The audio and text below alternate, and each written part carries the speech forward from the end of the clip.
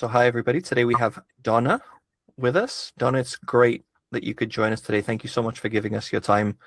And we look forward to sort of finding out a lot more about you. Do you mind sort of just saying hello and introducing yourself a little bit so that everybody knows who you are? Okay, hello, Shemai. My name is Donna. My name is Donna Sabanda. I live in Cardiff. I'm a mother of three children, all grown up now, which has given me a lot of time to sort of get myself back involved with community-based projects and things. My history is in youth work. I done a lot of sex education, drugs misuse work, all of those kind of things with young people. And then lead into that then in 2017, um, my world changed. I had a brain injury. So basically, um, I started finding out that I've got autoimmune limbic encephalitis. So it was brain inflammation, which I didn't know that was going on at the time. I was basically forgetting things and that, but I was just cracking on. So, but that was my job role then. And so I changed from that to now be where I am now, which is basically more or less brain injury recovery, and trying to live my best life. Um, Trying to do things like this, keeping the community, keep talking, share my experiences. I think it helps a lot because, again, the reason why I started talking when I got diagnosed with encephalitis was because they were saying that it's very rare, and I think it's more undiagnosed, misdiagnosed. So that's why I wanted to share my story as much as I can. And yeah, so that's me, Donna, mother of three. I work now for Marie Curie. I'm a community engagement officer for them. I have assistants to do this because obviously I got some support needs, and so I do my best. And I'm probably the craziest person that they've ever employed. My positive energy for a place where people are generally at the end of life sometimes doesn't match, but sometimes people like it. And then also I also work casually for a funeral home. So I also do undertaking and meet and greets at the funeral home when people want to come and see their loved ones who have passed. Um, yeah, so more or less that's me. That's where I'm kicking about now. I live in Cardiff Bay. Thank you so much. One interesting thing that maybe other people will be curious about is where do you find sort of perhaps the most difficulty in sort of the change? You said, you had an incident happen to you and then there's obviously been changed and then you're doing so wonderful about letting other people know about it and being really productive. It gave you a boost on the one hand, which Mm-hmm. was very, very fascinating. And so the question would be, first of all, what do you struggle with the most? Right, that's a really good question. What happens is I've been saying my story so many times that it comes autopilot, auto, there's a word for it. I can repeat myself. So it's sort of like I know what I'm saying is like a record. When you ask questions like what you got that you just now I got to think. And so this is where the answer comes automatically is processing things. I put things down to a lot of memory loss, but what I'm learning down the brain injury place is that, Donna, you can't remember what you haven't learned. Yeah. So you got to pay attention to things. So where I'm saying, oh, I forgot that. I can't remember that. It's because I literally didn't pay attention. These are little tricks and things I'm learning by going to rehabilitation. So I'll say, oh yeah, my memory's rubbish, but it's actually no, I don't pay attention. Which I think a lot of people have that issue in life anyway, with whichever brain or cognitive issues they've got. Um, I'm very with the brain injury, like some of my symptoms, I'm very impulsive.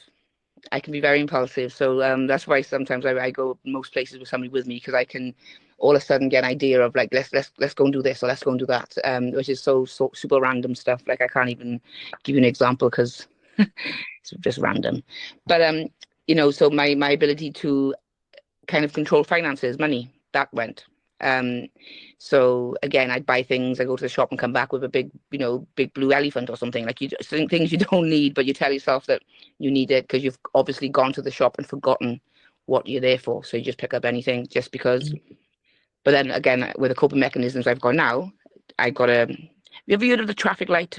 It's a thing where you kind of stop, wait, and go. Right. That's what I'm kind of using for my it's for everything really. So Could you tell us a little bit about that? Because people might not know what that is. okay, I got this from I think it was a speech therapist down down the brain injury hospital in Landock. So what it is, right? You carry like little laminated traffic lights sort of with you, right? So it's red, amber, and green. And sometimes you can put them in your house, on your fridge, or by your front door, wherever you go in. And what it reminds me to do is to stop, yeah, think, and then I go. Just when I see those little signs in itself, and it might sound pathetic, it might sound silly, but again, you're going to tell me, Fernando, these things you can all have on tech. Tech can tell you all of these things. I know there's going to be a tech way for doing all of these things, but what's happened is I've had to really go back and simplify everything, because another thing, I'll get very frustrated easily. So if things are not doing what I want it to do, something else will take over on top of that then, which will be like a frustration or a panic. And then so I've moved away from step one, which is, basically turn on Google. That's gone now. Now I'm down some other thing, the phone's on the floor somewhere. Now I gotta go back to Apple and buy a new phone. There's, because the anger has taken over. So sometimes you get tripped up where you have all good intentions to start off a nice text message to somebody or whatever, but it can end up just going wrong. So there's those things. I hope I've answered your question. I'm not sure, but yeah, with the traffic light, what you do is wherever you go in, wherever you see the traffic light, whether it's in your purse. So what I do financially then, so when I open up my purse to go and spend something, I'll see the traffic light and I think, oh God, I'm being reminded now, I got to stop. Do I really need to buy this? How much money have I got? And even sometimes count the money, because say like if I'm buying something that's like £2, I'm in my purse, I might have a £5 note and a £20 note, but I will give the £20 note, and not thinking about it. So that's why the traffic light thing will stop me a little bit. It's just a coping mechanism. It's really silly, but it it sort of works for me. No, absolutely. And may I just say that anytime you come home with a big blue elephant is absolutely fine in my book. There's nothing wrong with that, is there? No, not at all.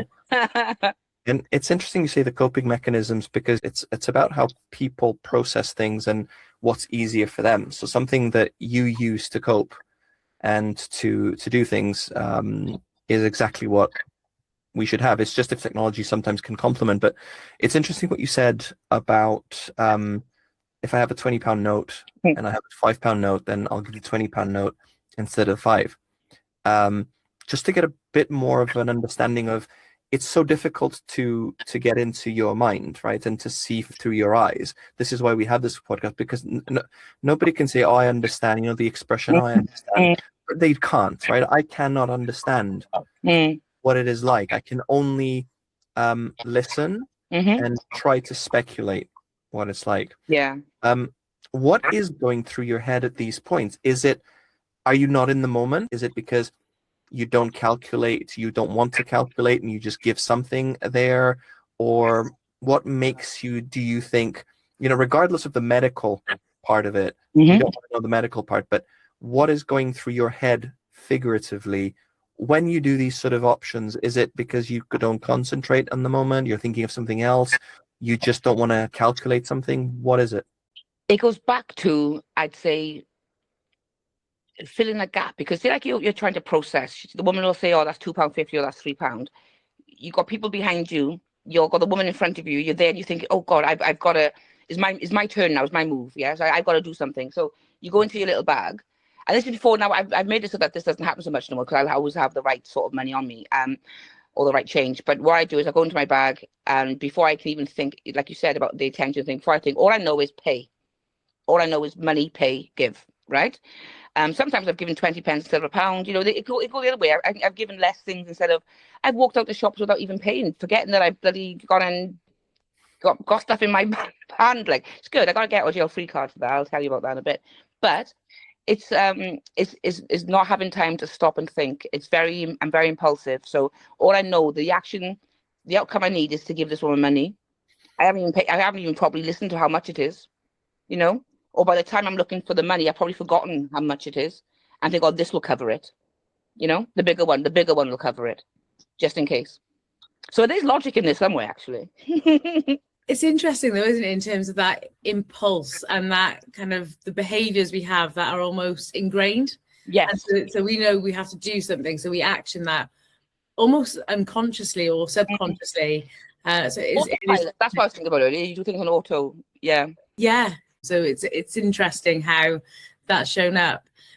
Can you take me back to understanding a little bit about when you were diagnosed and what because you mentioned that there was some inflammation on the brain. Yeah. Some easy kind of symptoms that were easily dismissed. Talk me through what that experience was like for you. Right. As I said, I was working as a youth worker. So I was going, to work every day. And, just doing really well at it, actually. But what was happening was things started creeping in. I started getting into the car and not realizing I had my slippers on. But because I'm such a positive person, when that kept happening, I thought, okay, let me just put some shoes in the car just in case it happens again. So I was adapting to things. Every Monday, I had to go from Canton to Cathays High School. Easy route. I knew the route. I was going there every single Monday, but I started forgetting the route. But what I would do was I put on the sat nav, and then I get there. Then by the time I'd finished the session I was doing, I forget that I forgot, and I would just leave it. Things were happening like my son. It was because of him that I actually went to the doctors, because his name just totally went, and it was Boy. Right, so I was like, "Oh, have you seen Boy?" or "Pass out the Boy," or it was his name just totally went. It was not even on the tip of my tongue. His name just went. I thought, this can't be stress, And even though I was doing loads at the time, I was volunteering for Radio Cardiff. I had a radio show, Donna, Heart and Soul. There, I couldn't listen to music and talk at the same time. So things were happening. I was like, "What's going on?" Because I can talk for Wales, but I was having problems just trying to remember what I was going to say or remember what I just said, repeating myself. Then things started, they were able to work out. It's good that when I finally saw somebody in the end, I'll jump quickly to the end a minute, but they said that what was going on, I was having, because I was also, a chair would be a dog. I'd be like, "Oh, get my coat off the dog," right? And I wouldn't look like a dog, but the word dog would come out. So what they said was I was having semantic dementia. Again, I can say all of this fluently because I've said it so much, right? When you ask me questions in between, that's when I get tripped up. But so when my son's name went, I thought, "Now this is too much." Went to the doctors, thought that they're going to go down the usual stress, mental health route. But by God's grace, there was a lady who I triggered something in her. This doctor, she was a locum, and she was like, "Oh wait," I think she was a locum. She said, "Oh wait," she goes, "I just need to do something in a minute, Don." And she got that memory test thing they give people. It's got a special name to it. I'm not sure what it's called, like a cognitive and memory testing. And you got to remember the address, and then you got to draw a clock and all those things. So. And this is 2017. So I must have been, I don't know how old I was, 30 something anyway, 30, about 35, 36, something when this was going on. So I couldn't remember the address she gave me. I tried my best. I know, because one thing about me, I try hard to do anything to try, like, I'm going to win this. I couldn't remember the address. She told me to count down from 100 in sevens. I said, "Love, I can't do that anyway. My God, my maths is so rubbish. Like, I literally can't. I mean, I'm like 100. I would be the same. I couldn't do it, right? I was like, I don't even want to test that. But my clock was absolutely awful, so they could see that something's going on. She actually thought I probably had a brain tumor, so she sent me in for a brain scan on Thursday. Tuesday, I had the results to say, "Oh, can you please come in?" And they said, "We found some inflammation on your brain." I'm like, "Right." And they also found which they're asking me, like, why is this happening? Like, I don't know, some global atrophy, so a little global, like, overall brain shrinkage. And they're asking me, "How's that happening?" I'm thinking, God, that's my mother and father. So global atrophy and inflammation inside in the limbic area. So autoimmune limbic encephalitis. So it's the limbic area of the brain. It's affected the hippocampus area as well. So it's my behavior, my God, my behavior, my memory, sometimes my talking, all of those things. On a bad day, I can't even do what I'm doing with you now. If I haven't had sleep, if I haven't had, I don't know, if I'm ill because I've got a lot of physical problems and stuff, then my brain just doesn't do what we're doing today. So they done a lumbar puncture and found out there was a protein that was attacking my brain. Normally goes for ovarian cancer. I didn't have cancer, so it was attacking my brain. But I was one of the lucky and blessed ones, because at the level of, say, inflammation they found, or the level of where I was at, I should have been a lot worse. I should have been, because there was things I should have had, not should have had, I know it sounds weird, but like the seizures and things, I wasn't having them. There was bits and bobs. So mine was put down to atypical, because this was like a strange presentation. A lot of them was really excited in the hospital, to be honest. I think they used me for a lot of research. So I've got dementia-like symptoms in a lot of ways. And it's mad to be looking through those eyes right now, because you see older people with dementia and things. You see what people assume and say what's going on with them. And you're thinking, you know, because I was very passionate, because I know what blocks me and gets in my way with now my limitations. I'm thinking, if I've got this, older people who are being told, like, sit down, let's do chair fit, let's wave some things in the air, let's do all these pathetic little things. And I'm thinking, no, just give them a puzzle and stuff, give them something that their brain can actually work on, rather than this nonsense you're trying to make them do. So I get very passionate, because I think it's not fair half the time. People just assume, like what you're saying about, we don't know what it's like. People think they know what it's like, because if you've been around somebody, or you've cared for somebody with a cognitive problem, like with me, you wouldn't think I have one at this moment. But you probably get little senses of, okay, there's something wrong with her in a way. Not wrong, the wrong is the wrong way. There's something, you know, she finds difficult things. But I smash through it. I manage it. I don't longer. The only things I apologize for is the repeating myself and the swearing. I swear a lot. I'm doing good so far, and I haven't. I don't think You won't have to apologise to us for anything. When I go to Headway on a Monday, I walk in and they're like, right, Don, right, you got 10 lies, no more. And you can only swear 6 times. I'm like, right, okay. And those 6 times go in a bloody, you know what it is, they count down, because if they hear me swear or cuss or whatever I do, or lie, because I don't know why, just a random lie will come out of my mouth, like, you know, how I'm related to Beyonce or something, just literally, like, it'll just, and I don't even mean to build. You know, you build up, you know, in a circle, you kind of build up what you're going to say and add to this conversation. You're like, yeah, what can I add to this conversation? Me be like, oh, you know what, guess what, and it'll be a pile of bullshit, right? And I can't control it. Literally, it'll just come out of my mouth, like, and they're like, no, that's a lie. I'm like, oh yeah, I got 4 lies left now. Do you know what I mean? I don't sit and dwell and be like, oh my God, why am I lying? Why am I saying all these things and getting worried or panicked? That's one thing. I don't have that button that gets worried or panicked. I don't have a depression. So that's why I've been able to manage it. I'm very positive. You know, I get frustrated a lot, especially when they took all my money off me. I don't have no access to funds anymore. I was giving money away. Giving money away was the main thing. I don't know, you name it, I've done it. I was lighting fires. I had this fascination with fires. All behavior. I was seeing fires. I was having hallucinations. I can laugh. It was scary at the time, really, really scary at the time. But I've sort of smashed through it, and along the way, I've sort of dragged myself back into work. I didn't even tell them in work that I had a brain injury, and I didn't tell the brain injury hospital I was going to work. I lied. I said I'm volunteering. And I just thought, by the time they find out, it'll be too late. I'll be doing brilliantly, and it did. It worked. The OT came down to come and have a look at the funeral home. I said, you just want to be nosy. You just want to come and see what a funeral home looked like. She looked around. They load my hours. Then you never guess what? From 10 to 7. I said, that's you just the job's worth. Like, you just want to do something. Like, you know, you just want to act like you've come here and done something. So my hours went from 10 hours to 7 hours a week. Like, okay, well, to me that was still a big deal, right?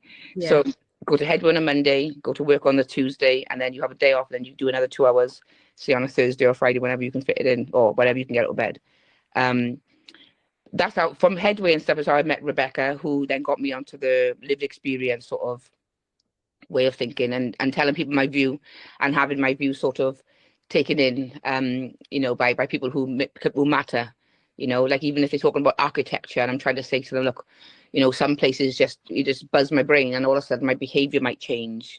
I got thrown out of Cardiff Museum for bad behavior, but that was because something just switched my brain. You know, it's crazy, and I can't even call it. So things like that happen. So yeah, so the encapsulator come on, got diagnosed, got treated. I had steroids. I blew up really massively because of the steroids. I was having a medication called IVIG. It's like intravenous something IVIG. People listening might know what that is.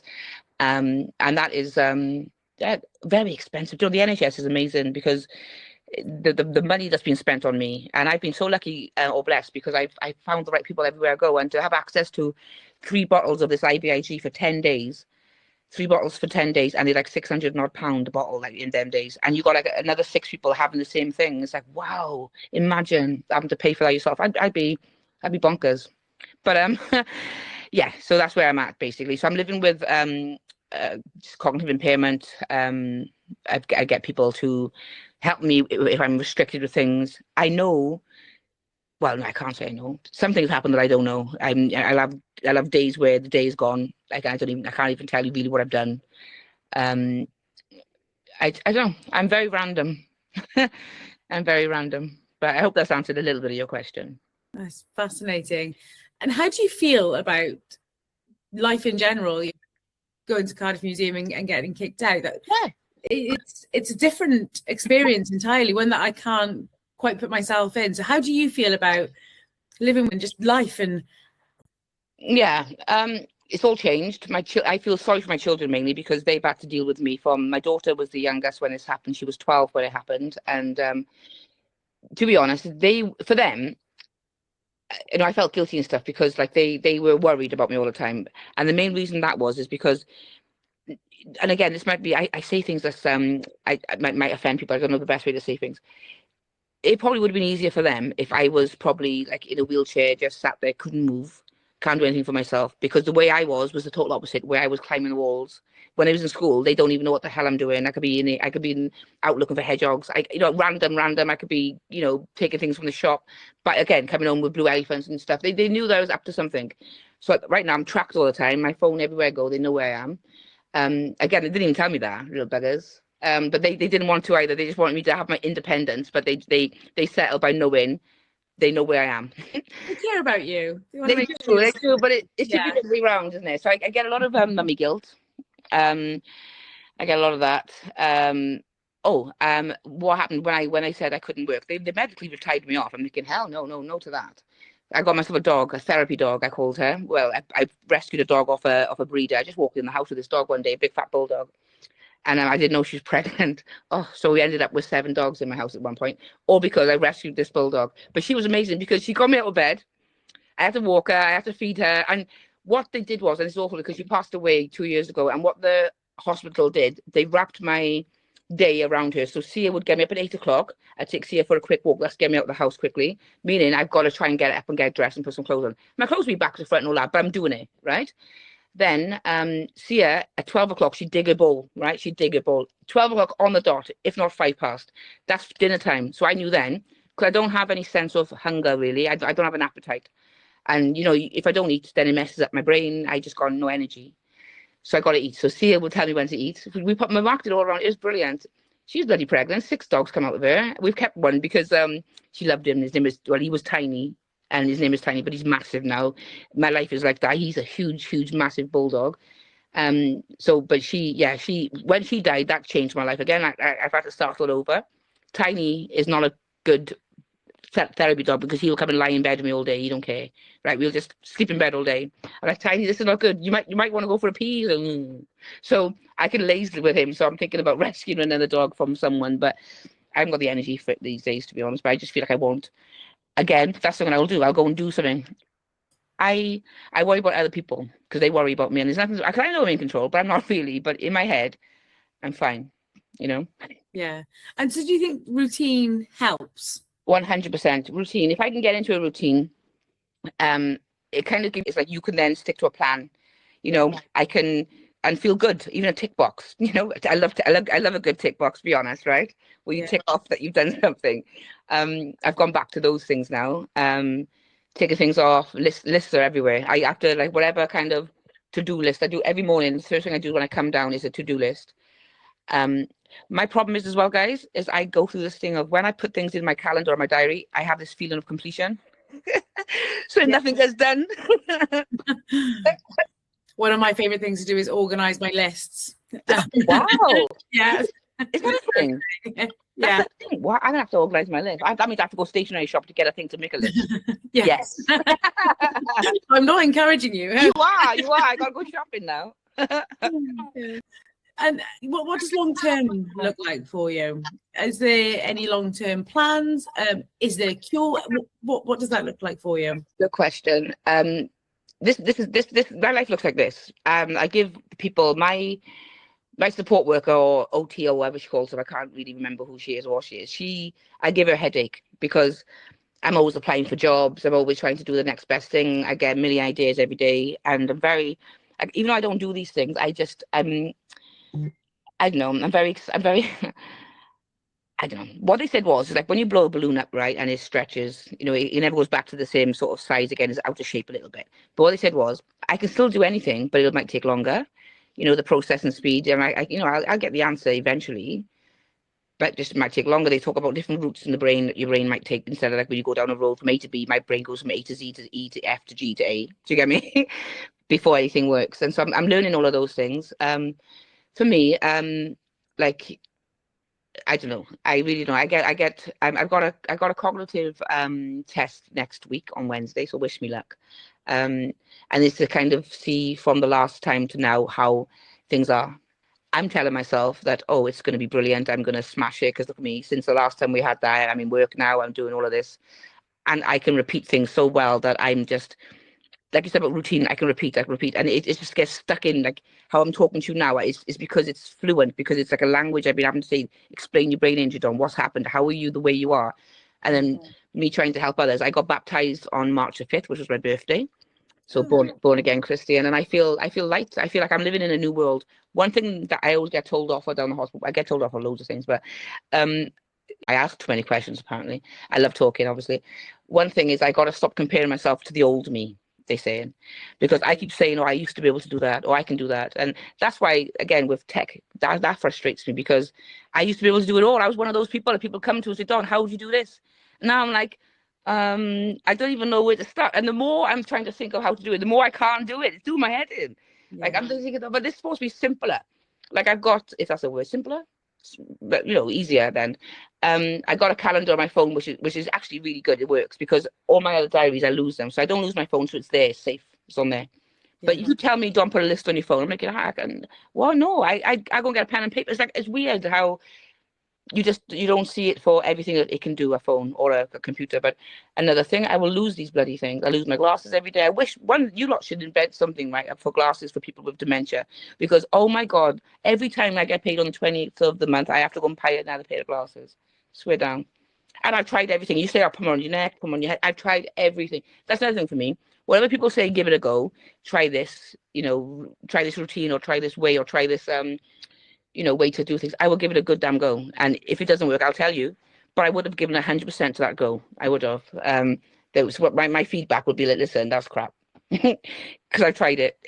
Not because I've tried it, because it's just, I've tried it. I've rinsed it out. I've tried everything I can with it. Doesn't work. Sorry. Go back to the drawing board.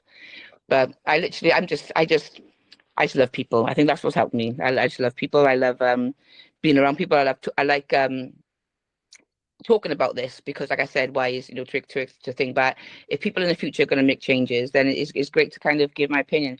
My daughter, I don't even know, by God's grace, she's in Cambridge University. She's doing biological natural sciences. She won an award, a Child in Wales award, because of even through all the adversity of having to deal with me, she still managed to achieve something like going to Cambridge University. She's had to deal with it, haven't she? She's had to see it, and she knows what works as well. That's one thing I said as well, is that whatever you guys develop or try and come up with or want to do, it's always going to be down to the carers, because I mean, even with me, my kids are the ones who will say, oh, yeah, no, that's good or that's bad. I'm thinking, well, I should. Nah, it's for me, but it always goes through them. And the same thing for older people. They'll go through their carers, their PAs and stuff. So they're the ones who can block anything and be like, oh, well, Nan won't like that, or Dad won't like that. You got to get past those people and give Dad and Nan a go, That's what the very important thing. I think one thing that you've touched on is how deeply personal the tools and techniques and things that you use, what works for you, pen and a list, is great. Mm-hmm. But somebody else might prefer a completely different tool or mechanism or way of maintaining the same sort of information. So I think that's personal to you, and that ability to try things as well. Try it, if it doesn't work, great. Move on. But tell people. I mean, that's another thing. If something works, something doesn't work, tell people. If it does work, share that. It's like you say, oh, this works for me. Like, when you have children and your baby got, bad stomach or teething, you're like, oh, yeah, I give this to my child. I give that, like all the old wives' tales and stuff. People don't share no more. They don't really say, oh, yeah, this mindfulness works for me, or this. People just seem to like close up and just get on with it, I guess. But they don't. If good work in practice, I think that's what it's called sometimes. If something works, tell them. This is the question I think I had, is when you tell people. And people can be anybody, right? It can be your children, it can be your friends, it can be your relatives, it can be the bus, like the bus stop people that are here. It can be anybody. Do they listen to what I'm saying? Yeah. Do they? And I don't mean just hear. Do they listen? Do they? Oh God. Do they take it on board? Absolutely not. And there's no offense to anybody who listens. I think some people, I mean, people are interested. They're keen to know, oh God, Don, what's happened to you? One, you look different, and two, you talk different, and three, you are bloody different. If I know them, it's more a case of like they just, want to just know what's happened, and then it's in disbelief. Then they're like, oh well, that can't have happened because look at you, you are who you are. You mean I got a blue badge because of when I come to the shop, I can't find my car. Memory-based problems and stuff. I've also got lung disease, but people don't see none of that because we've hidden illnesses, But people think I'm okay. My doctor will tell you that I'm very, very good at masking. Right? I started a degree last year. I started a theology degree, and they accepted me, so I thought, why not? So these are things I keep on doing. During COVID, I almost joined bloody Gwent Police. But honestly, right, I got quite far through in the rounds. They didn't realize who was, trying to get into there. But yeah, I give anything a go and stuff. I forgot what your one, but my point was now, sorry. Oh, do people listen? Right, yeah. So no, in real life, I don't think they can though. And it's no offense to anybody, you can't unless I tell you who listens is women going through menopause. They're like, yeah, I get that. I understand that. They were like, yeah, I get that. I'm thinking, oh yeah. So my brain injury damage is similar to your menopause. But yeah, we've got the same symptoms. Let's go. Let's chat. But people get it that way when people understand the symptoms, or they can, like, oh yeah, they can recognize themselves through what I'm saying. But some people are shit scared. They think, oh shit, that can happen to anybody then. Because Donna wasn't like this before. Anything can happen to anybody. Same with when I'm down Headway, you've got people with strokes, people younger than me sometimes as well. People with strokes, people who had loads of things, just somebody woke up once, just his brain just went madness. Like, so it's like it can happen to any of us anytime. Is how we manage it. There's some people down the centre, down the Headway centre, who they're different to me. I probably really annoy them because I'm walking in like Papa's young, and they're just like, oh Don, shut up, like, do you get me? And so I understand that not everybody's on the same sort of positive buzz. Some people want to go there and just moan and be listened to, but the staff there are amazing. Everybody listens there. But even then, you got like a boy that's just finished uni and he's doing psychology, and he's there to do some training in the brain injury place. You look at it and thinking, love, you're never gonna, and I hope you never need to understand this, but that's never gonna work. And it's certain things like that. But I'm glad that people are having a good go and they're involved in certain things to help people with brain injury or any acquired brain problem. But no one's ever gonna understand, my darling, unless it happens to you, I think. Yeah, and then and it can happen to anybody. But I don't want people to be scared that they can just wake up tomorrow with a brain injury. It's rare. It is rare. And I think what you were saying around, you've compared to dementia, you've compared with menopause. Symptoms can be similar, and there can be things you can relate to others with. However, how you manage that can be very deeply personal. And we mentioned, people might have suggestions or ideas, but whether they work for you or not is a very personal thing to you. Yeah, that's true. It is. And when you say to somebody, oh, I can't do this, like, well, of course you can. It's easy. Look, I just showed you how to do it. I was so bored because obviously I got a bit of an empty nest. I thought I'd join the Salvation Army Knit and Natter group, right? Oh, I lasted 3 weeks. They didn't tell me what to do again. I'm like, love, how do I cast on? They're like, oh, we showed you last week. I'm like, oh, these are older women who are supposed to be nice and friendly, but even they got frustrated with me in the end. They were like, oh. So obviously then that's where Headway and things are good, because people wouldn't get frustrated there because they know you got a brain injury and things are slower. So having those sort of community-based places where you can do things is great. But when you try and get out into a normal pace thing with apparently lovely old ladies from church, goodness me, you're not welcome at all. And I suppose it is that hidden ability as well, because you hold a wonderful conversation, you're very bright, you're very bubbly, you're very energetic, you've got such a fire and a passion about you. It brings that bias and the individual's prejudice to say, she can't be that bad. Yeah, exactly. And I think that's disability, and people really being open to understanding that and trying to understand what your needs are or what your experiences are, rather than putting their own perspective on it. Or they can say like, oh, you was okay yesterday. What do you mean you can't do this today? Or if after this conversation now, I'm going to have to go and have a really long rest, because what's going to happen by later, I'll start slurring. My speech will go. Those are little signs. My slurring, but people will try and then again, I'll try hard to mask it, and it's very tiring. It's very tiring, and I didn't know that was the thing I was doing. But when I couldn't, when I actually couldn't hand in an assignment, I said to my doctor, I said, "Oh, can you please write me?" He said, "Oh, we knew this was coming. Like, you know what I mean? In fact, I've got a letter written up ready for you, right?" And because they knew I was going to need mitigating circumstances at some point. So they said that Donna's very good at masking her symptoms or something like that.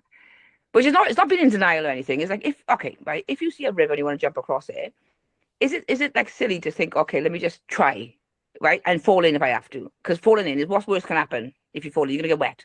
So I will try. And they think that that's not really a good way to do life. But I think it is. I think it depends on the river as well. If it's some kind of rapids or something, maybe not jump. That's the problem, Joe, because all rivers in my brain are the same, and I will just jump. Do you know what I mean? See, now you just broke it down. That is the difference. That is the difference. Like roads, when I had my dog, I'd easily stop because I got her. I didn't want her to get run over. I'd stop and cross the road. But now without her, I just walk across the road like as if I'm in my bedroom. Do you get me? And I don't know. I know we're not supposed to cross the road like that.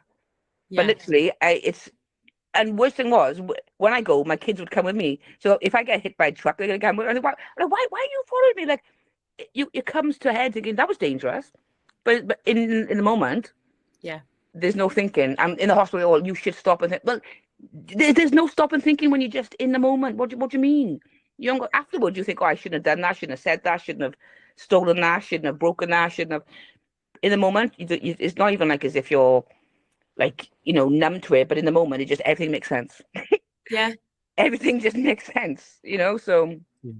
Yeah. What strikes me most about this conversation, even knowing you or not knowing you, if somebody meets you, no one would, from the get-go, kind of go, Donna has certain ways of doing things because. And I think that it's a lesson in that when we're somewhere, when we are dealing with anybody, that we don't know any background of that person. We don't know what they're going through temporarily. We don't know what they're going through in the long run, and we don't know what the situation is at any point in time. And sometimes we're quick to judge, and sometimes we're quick to dismiss things.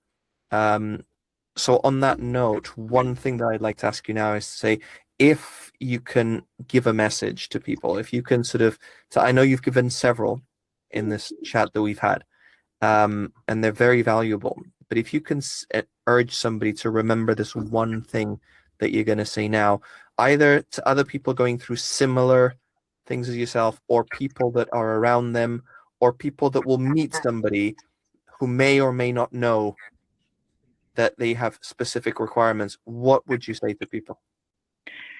Gosh, I would say, again, it starts with, like, obviously don't judge a book by its cover.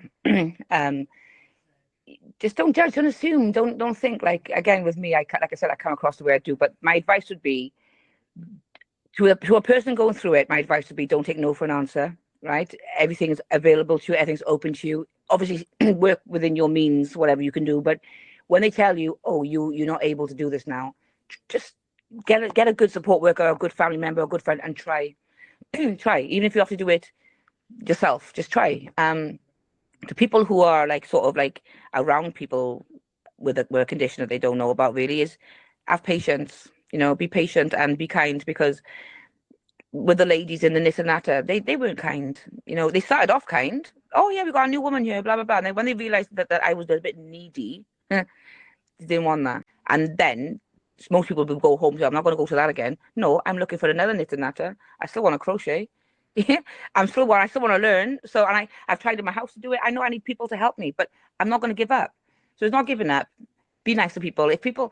My biggest thing is repeating myself or forgetting what I'm saying, and that's when I'll fill the gaps with the swear words or the nonsense. With my behavior, just go with it. If we fall in the river, Joe, right? The river was too big for us, babes. It's like that. Do you get me? I wouldn't make you come in the river with me, but you'd probably convince me. In fact, yeah, explain. If people was to explain things, break things down, that again helps, because, like I said, when you just got this one track mind, think, okay, we're going to jump this river. I didn't even think about the size of the river. But if Joe was going to say, okay, well, it depends what size of the river, boom, I've got to stop and think straight. And that just happened naturally between us just now, didn't it? Like, I just I didn't think. So that's what happens. If people around you, they need to literally give people a chance, but also explain, break things down. Don't get impatient. Be kind. Be kind. Oh, if you can be kind, then anything's fine. So I hope that answers that. It does. It does. The be kind. It resonates with everybody, and it's hard to do, right? It's hard to do. So be a little bit patient. Sometimes slow down while you're talking. Sometimes turn the music off. Oh my God. You go to appointments and they're playing the radio. I'm like, oh, please, can you just, because I'm trying to think about what I'm going to say to the doctor. And I can't think and listen to that radio. But then they've got it on for privacy because the door's just there. But she explained that to me. So I was able to stop obsessing over the fact they got the radio on. I knew then the radio's on because of the privacy. Now I just got to stop listening to the radio and just start thinking, so breaking things down. I like that. Like, especially supermarkets. I've had so many arguments with the staff there. Security guards follow me around because I'm walking around in a daze. Don't know what I want. Picking up random stuff, like I said, elephants and knives probably. And then they're like, this is a bit dodgy. And then so that will flip my behavior. My brain will just, and without them understanding, just explain to me, listen, love, you've been in the shop a while now. Can I help you? Rather than you trying to steal something, just you've been in the shop a while. So by the time I get to this checkout, that poor assistant's going to get my wrath. How are you doing? Don't ask me. Do you know what I mean? For nothing. She hasn't even done nothing to me. But now, because of my processing and everything is all built up, and now I'm angry, she's going to get it. And I'm cranky now. I want to go home now. That's tough. Everybody, you're going to just throw things down. It spoiled my day. Just one little thing has just spoiled my day. So, but I'm not very good at being bad at moody. So I'd be like, oh, guess what happened in this? She followed me around. I make a big joke about it. I got a story to tell, haven't I? When I talk to people like yourself, like, oh, that's another story I got in my pocket. So anything that happens to me, I sort of collect it. I collect it. Do you carry anything with you? So if anything does happen. Yes, I wish I had it to show you. I've got a Headway brain injury card, right?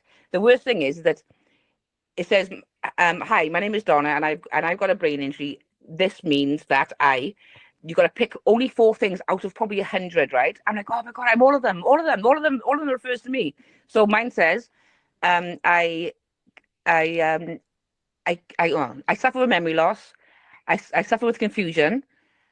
I use inappropriate language, and I'm very impulsive. So that sort of, you don't have to really queue for cinemas and that, because you think, well, let's just get her in before she starts talking nonsense to the people in the queue and that. Literally, if I was to leave the shop with something, then it's like a memory problem. So I didn't mean to nick that box of chocolates. I promise I didn't. It's basically my memory, my brain injury. So it's a get out of jail free card, really, which is basically the police will know that this is somebody with a brain injury, because by the time they probably come to me, I'd probably be really aggressive by now, because you get really worse then. You want to fight. I've never had a fight in my life though, but your language, you're slurring. People are going to think you're drunk. Yeah. That's what they're going to go to. They're going to say, oh, she's a drunk lady. Get up off the floor. But I'm not. I'm just having a crisis. I mean, I've got a brain injury and I can't process what next I've got to do. Do I get up? Do I stand up? Do I walk out? Do I cry? Sometimes your brain just freezes, like proper buffer. And you're just there, and I buffer a lot. We all walk into rooms and buffer, but literally I sometimes don't even know what to do then. I just pause and I'm just stuck there for like a mannequin for a bit. People love that though, because I shut up for a little bit. But yeah, that's that. Donna, thank you so much for sharing all that. You. I mean, we learn more and more about how to do things, and it, first of all, it reminds us how to behave and how to act, how important it is. Second of all, it reminds us that there's so much individuality out there of needs, and it's very difficult to sort of just cover everything with one go. So I guess it just humbles us to kind of think you should just listen and try to take it in, and just to figure out what the best way to approach situations are sometimes, instead of overreact. So yeah, I've learned a lot from that. So thank you so much the for traffic sharing. light thing will work for everybody, whether you're this side or that, or your side or my side, isn't it? Absolutely. And do you know what? It's something that we need to tell people more about, Joanna. Perhaps the light system. We have to, because I got a lot to tell you. To tell you. Well, it has been wonderful to meet you, Donna. Thank you so much. Oh, you're super. I'm super grateful, and thank you for having me, guys, and taking the opportunity to talk to me, and obviously people like myself. It's very important. Thank you for sharing. Thank you. Thank you. Thank you. Talk to you soon.